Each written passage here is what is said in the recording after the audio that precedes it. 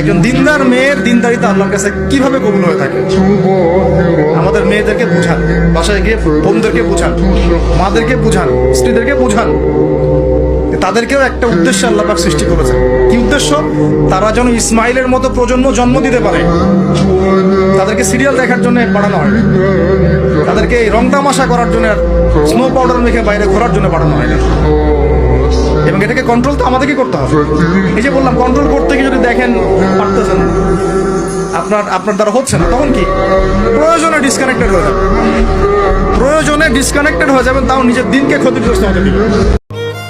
কাউকে আলগা পীড়িত করে বিশ্বাস করতে যাবেন না।